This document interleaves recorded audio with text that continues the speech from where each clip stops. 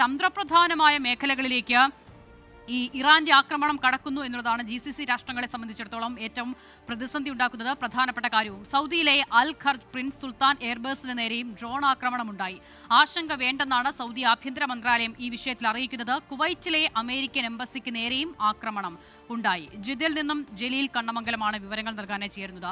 ജലീൽ, ഒമാനെതിരെയുള്ള ആക്രമണം കൂടി ഉണ്ടായതിന് പിന്നാലെ അതിശക്തമായ ഭാഷയിൽ ഇറാനോട് ആ വിഷയത്തിൽ ഒരു പ്രതികരണം നടത്തിയത്, വിമർശനം നടത്തിയത് സൗദിയായിരുന്നു. അതിന് പിന്നാലെ സൗദിയുടെ വിവിധ മേഖലകളിലേക്ക് ആക്രമണം നടക്കുമ്പോൾ അതിൽ തന്ത്രപ്രധാനമായ ചില മേഖലകൾ കൂടിയുണ്ട്. എയർബേസിന് നേരെ ആക്രമണം ഉണ്ടാകുന്നു. എന്താണ് നിലവിൽ സൗദിയുമായി ബന്ധപ്പെട്ട് റിപ്പോർട്ട് ചെയ്യാൻ സാധിക്കുന്ന വിവരങ്ങൾ? അസിത, ഇന്ന് ഇറാനിൽ നിന്നും 2 ആക്രമണങ്ങളാണ് സൗദി നേരിട്ടത്. അതിലൊന്ന് കിഴക്കൻ പ്രവിശ്യയിലാണ്. കിഴക്കൻ പ്രവിശ്യയിലെ റഫ്തൻ നൂറയിലെ അറാംകോ എണ്ണ ശുദ്ധീകരണശാലയ്ക്ക് നേരെയാണ് ഇന്ന് പുലർച്ചെ ആക്രമണം ഉണ്ടായത്. 2 ഡ്രോണുകൾ ആക്രമണത്തിനായി ഉപയോഗിച്ചു. ഇതിനെ സൗദി പ്രതിരോധ സേന അതിനെ തകർക്കുകയും ചെയ്തു. ഈ ആക്രമണത്തിന് പിന്നാലെ ഈ എണ്ണ ശുദ്ധീകരണശാല താൽക്കാലികമായി അടച്ചിരിക്കുകയാണ്. രണ്ടാമത്തേത് റിയാദ് മേഖലയിലാണ്. റിയാദ് മേഖലയിലെ അൽ ഖർജിൽ പ്രിൻസ് സുൽത്താൻ എയർബേസിൽ ആണ് ആക്രമണം ഉണ്ടായത്. ഇത് അമേരിക്കയുടെ സൈനിക താവളമാണ്. 5 ഡ്രോണുകളാണ് ആക്രമണത്തിന് ഉപയോഗിച്ചത്. എന്നാൽ ആളപായമില്ല. ഈ 5 ഡ്രോണുകളും സൗദി പ്രതിരോധ സേന തകർത്തു.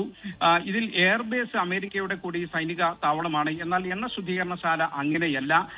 അമേരിക്കൻ താവളങ്ങളെ മാത്രമേ ആക്രമിക്കുകയുള്ളൂ എന്ന് പറഞ്ഞ ഇറാൻ സൗദിയുടെ സാമ്പത്തിക സ്രോതസ്സുകളെ കൂടി ലക്ഷ്യം വെക്കുന്നു എന്നാണ് ഇതിൽ നിന്ന് മനസ്സിലാകുന്നത്.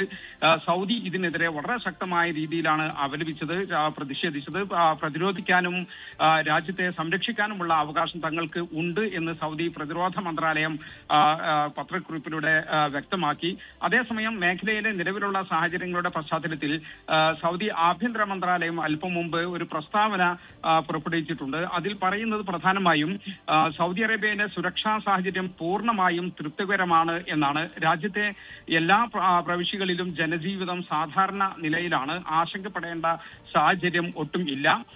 രാജ്യത്തിന്റെ സുരക്ഷയും പൗരന്മാരുടെയും താമസക്കാരുടെയും സുരക്ഷയും ഉറപ്പാക്കാൻ സുരക്ഷാ വിഭാഗങ്ങൾ 24 മണിക്കൂറും സജ്ജമായി പ്രവർത്തിക്കുന്നുണ്ട് എന്ന് ഇതിൽ പറയുന്നുണ്ട്. രാജ്യത്തിന്റെ സുരക്ഷയും സ്വദേശികൾ, പ്രവാസികൾ, തീർത്ഥാടകർ ഉൾപ്പെടെയുള്ളവരുടെ സംരക്ഷണവുമാണ് മന്ത്രാലയത്തിന്റെ ഏറ്റവും വലിയ മുൻഗണന.